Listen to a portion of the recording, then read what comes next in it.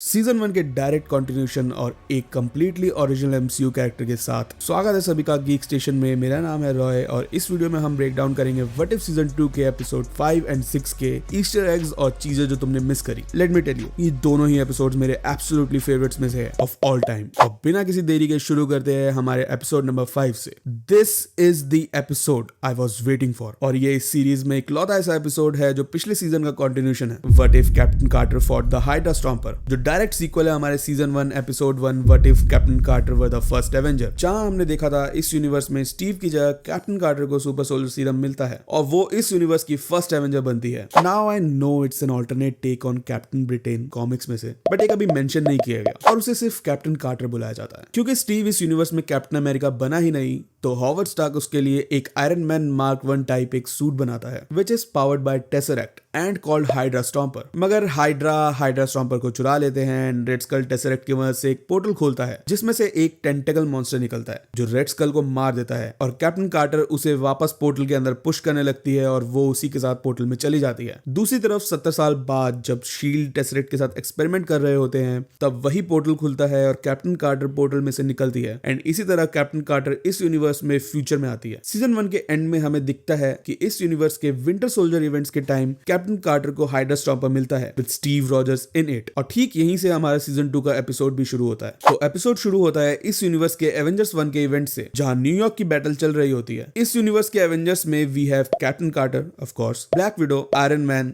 Thor, Hawkeye and Wasp. Similarly Avengers की तरह Captain Carter यहाँ पे ब्लैक विडो को शील्ड बूस्ट देती है जंप के लिए और वो दोनों सीधा स्टार्क टावर के ऊपर जाके लोकी को रोक देते हैं। यहाँ हम देख सकते हैं कि सीजन 1 के वक्त जब अल्ट्रॉन ने वॉचर जहां से सभी यूनिवर्सेस को देखता है उसके बैरियर को तोड़ दिया था, वॉचर उन्हें रिपेयर कर रहा है। सो ये एपिसोड मेजरली तो वैसे विंटर सोल्जर के इवेंट्स को कवर करता है but with the addition of Black Widow के इवेंट्स भी, जहां not so similar to Winter Soldier Captain Carter आती है नताशा को पिक करने मॉर्निंग रन से for Nick Fury's secret mission. फिर आता है पिछले सीजन का पोस्ट क्रेडिट सीन जहां उन्हें शिप में हाइड्रा स्टॉम्पर मिलता है जिसके अंदर खुद स्टीव रॉजर्स भी होता है, मगर ये बात इन्हें नहीं पता होती और हाइड्रा स्टॉम्पर इन पे हमला कर देता है। फिर पैगी अपना शील्ड फेंकती है ऑन कमिंग हाइड्रा स्टॉम्पर पर एंड उसका हेलमेट खुल जाता है विच कंफर्म्स कि स्टीव रॉजर्स ही सूट के अंदर है who is winter soldier of this universe. किसी तरह वो बच के वहां से निकलते हैं एंड सीधा पहुंचते हैं फ्यूरी के पास जहां हमें पता चलता है कि वॉर के बाद स्टीव और बकी मिलके पूरी दुनिया में जितने भी हाइड्रा बेसिस थे उन्हें खत्म कर रहे थे until there last mission in 1953 जहां स्टीव की जान चली जाती है। मगर फ्यूरी बताता है कि 1960s में हाइड्रा स्टॉम्पर के दिखने के रूमर्स मिले थे और अगर ये रूमर्स सच हैं देन हाइड्रा स्टॉम्पर ने दुनिया के वर्स्ट टेररिस्ट एक्ट्स कमिट किए हैं जिनमें कई शील्ड एजेंट की भी जान गई है, जिसपे पैगी डिनाई करती है कि स्टीव ऐसा कभी कर ही नहीं सकता, मगर नताशा ऐड करती है कि रेड रूम ऐसा करवा सकता है। फ्यूरी उसे बताता है कि हाइड्रा स्टॉम्पर उस शिप में अपने नेक्स्ट मिशन के लिए था जो कि हमें अगले सीन में पता चलता है कि इस यूनिवर्स में सेक्रेटरी ऑफ स्टेट्स और कोई नहीं बल्कि बकी बार्न्स है और हाइड्रा स्टॉम्पर का मिशन है उसे असैसिनेट करना। ओके, सो इस यूनिवर्स में एज आई सेड अर्लियर कि बकी और स्टीव ने मिलकर सारे हाइड्रा बेसिस को तबाह कर दिए थे तो शील्ड को कभी हाइड्रा इन्फिल्ट्रेट कर ही नहीं पाई, इसलिए स्टीव हाइड्रा नहीं बल्कि रेड रूम के कंट्रोल में है। हाइड्रा स्टॉम्पर फिर बकी पे हमला कर देता है मगर पैगी आके उसे बचा लेती है और फिर पैगी उसे बताती है कि सूट में स्टीव है और वॉर के बाद हावर्ड ने टेसरेक्ट का अल्टरनेटिव बनाया था to power the suit, a version of arc reactor, which makes me think कि अगर इस यूनिवर्स में विंटर सोल्जर नहीं था और यहाँ पे आयरन मैन भी है दैट मींस हावर्ड स्टार्क को हाइड्रा स्टॉम्पर ने मारा होगा एंड दैट जस्ट सैड क्योंकि हावर्ड और स्टीव बहुत ही अच्छे दोस्त थे। बाकी कोशिश करता है स्टीव को याद दिलाने की और स्टीव भी थोड़ा डाउट में आ जाता है मगर वापस उसकी प्रोग्रामिंग उसे टेक ओवर कर लेती है कि तभी पैगी आके उसे रोक लेती है and then we got this epic scene.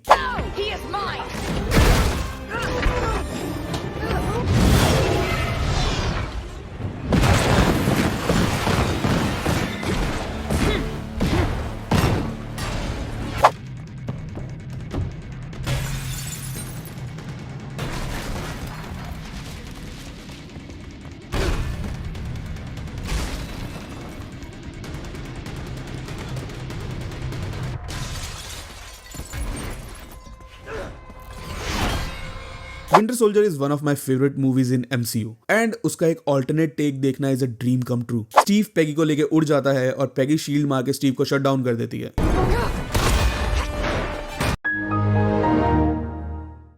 जिसके बाद ब्लैक विडो क्वीन जेट की मदद से उसे मिड एयर कैच कर लेती है और एक सीक्रेट आइलैंड में ले जाती है, where we got to know कि सूट की वजह से ही वो जिंदा है एंड लाइक विंटर सोल्जर इस सूट ने उसे प्रिजर्व कर रखा है क्योंकि 60 साल बाद भी उसकी एज नहीं बढ़ी। डोंट वरी, मैंने कैलकुलेट किया है और इसी तरह तुम भी लाइक और सब्सक्राइब की कैलकुलेशन को बढ़ा सकते हो। तो हर एक एक्टिवेशन के बाद स्टीव की लाइफ थोड़ी थोड़ी खत्म हो रही है, इसलिए रेड रूम सिर्फ बहुत जरूरत पड़ने पे ही इसे यूज करते हैं। ब्लैक विडो सजेस्ट करती है टोनी या फिर बैनर से मदद लेने की और यहाँ कंफर्म होता है कि भले ही हल्क एवेंजर्स में नहीं था इस यूनिवर्स में, बट ही डज एग्जिस्ट, या फिर वो था एवेंजर्स में। तुम क्या सोचते हो कमेंट करके बताओ। पैगी नहीं चाहती कि स्टार्क और बैनर मैड साइंटिस्ट प्ले करे स्टीव के साथ a subtle hint towards Ultron, and Peggy बोलती है कि पूरी दुनिया की गवर्नमेंट स्टीव के पीछे लग जाएगी क्योंकि he committed a lot of acts of terrorism. Best case scenario, he winds up stuck in some prison frozen in carbonite.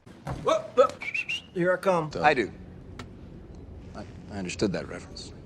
इस यूनिवर्स में नताशा ने द्रेकॉफ को मार दिया है, मगर रेड रूम अभी भी एग्जिस्ट करता है क्योंकि उसकी लोकेशन हिडन है, जिसपे स्टीव बोलता है वो उनकी मदद कर सकता है। यस, ही इज अवेक और उसे चीजें याद आ रही हैं और वो उन दोनों को एक सोकोविन मिलिट्री बेस में ले जाता है जहाँ रेड रूम है। इसे एक अमेरिकन टाउन की तरह डिजाइन किया गया था और 90s तक यहाँ पे KGB की ट्रेनिंग चलती थी। दोनों एक दूसरे के साथ कैचअप कर रहे होते हैं एंड यहाँ वही स्टीव एंड पैगी के डांस वाला गाना चल रहा होता है फ्रॉम एंड गेम के, तभी वहां के रोबोट्स उन पे हमला कर देते हैं एंड रेड रूम अपीयर्स और इसका लीडर ब्लैक विडो की मां मेलेना वोस्तोकॉफ होती है, जहां हमें पता चलता है कि स्टीव इन्हें डबल क्रॉस करता है और उसका मेन मिशन कैप्टन कार्टर को रेड रूम तक लाना था, ना कि बकी बार्न्स को असैसिनेट करना। फिर एक तरफ स्टीव और पैगी की फाइट शुरू हो जाती है और दूसरी तरफ black window versus black widows. And I noticed one thing कि इस एपिसोड में बहुत ही ज्यादा स्लो मो शॉट्स यूज किए गए हैं। What is this, directed by Zack Snyder?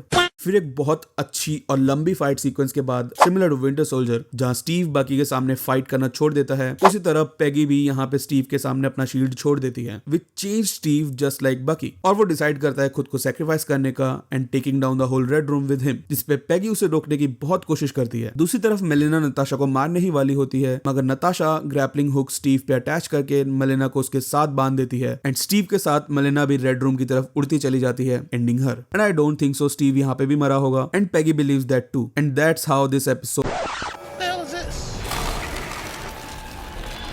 Hey, Natasha! Peg! Peggy! Peg! Where are you?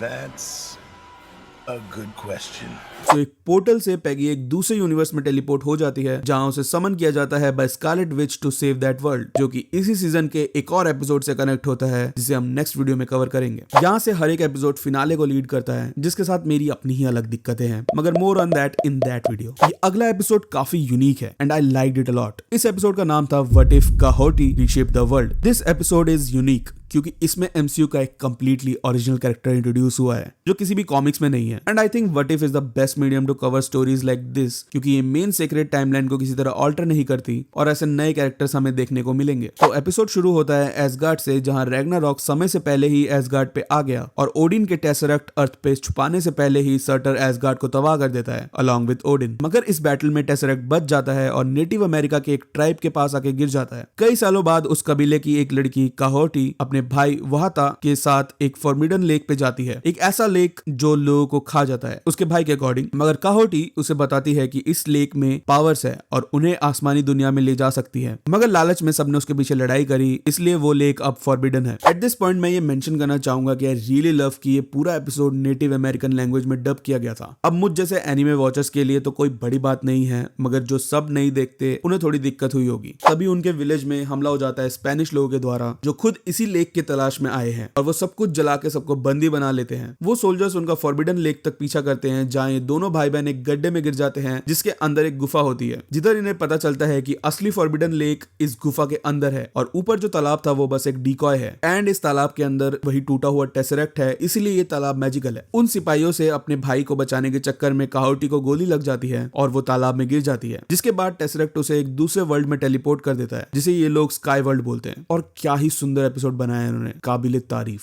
फिर वॉचर हमें बताता है कि क्योंकि टेसरेक्ट टूट गया था, उसकी काफी एनर्जी रिलीज होके लेक में मिल जाती है और जो भी उस लेक के कांटेक्ट में आता है उसे पावर्स मिल जाती थी, मगर जो भी उस लेक में जाता था वो कभी वापस नहीं आता था। कई कबीलों के बीच इसको लेकर लड़ाई होती है और इस लेक को कर्स बता के सबका वहां जाना बैन हो जाता है। काहोटी इस नई दुनिया में उठती है जहां हर किसी को स्पेस स्टोन से पावर्स मिली है और इस दुनिया से भी स्पेस स्टोन की पावर्स जुड़ी है और जो भी यहाँ आता है उसको ये पावर्स मिलती है, एंड दे नेवर एज्ड। जितने भी लोग उस लेक से गायब गायब हुए थे वो सब इस दुनिया में आ गए थे। काहोटी वापस जाने की कोशिश करती है मगर नाकामयाब रहती है, मगर धीरे धीरे वो पावर्स हैंडल करने लगी थी और शाम होते होते वो उन्हें मास्टर भी कर लेती है। दूसरी तरफ उस जनरल को भी लेक मिल जाता है, मगर एक एक करके उसके कुछ सोल्जर्स गायब होने लग जाते हैं। इससे नाराज होकर वो बाकी के कबीले वालों को स्पेन बंदी बना के लेके जा रहा होता है। गायब हुए सोल्जर्स यहाँ स्काई वर्ल्ड में हमला कर देते हैं, जिसपे काहोटी एकदम नियो स्टाइल में बुलेट्स रोक लेती है और उसे एक सोल्जर के गले में अपने भाई का नेकलेस मिलता है, जिसपे वो इतना इमोशनल हो जाती है कि अपनी पावर्स की मदद से पोर्टल और नेचर को कंट्रोल करने लग जाती है, जो कि आज तक किसी ने नहीं किया था। पोर्टल से वो वापस अर्थ पे आ जाती है और उन्हें रोक लेती है जाने से, मगर जल्द ही स्पेनिश आर्मी उसे ओवरपावर कर देती है कि तभी उसके स्पीच से इंस्पायर होकर स्काई वर्ल्ड के बाकी के लोग भी यहाँ आ जाते हैं और सबको बचा लेते हैं। स्पेन की महारानी को विश्वास ही नहीं होता कि उसकी आर्मी को कोई हरा भी सकता है कि तभी वहां पे काहोटी और गैंग आ जाते हैं। And somehow they speak proper Spanish. Space tone language की भी पावर देता है क्या?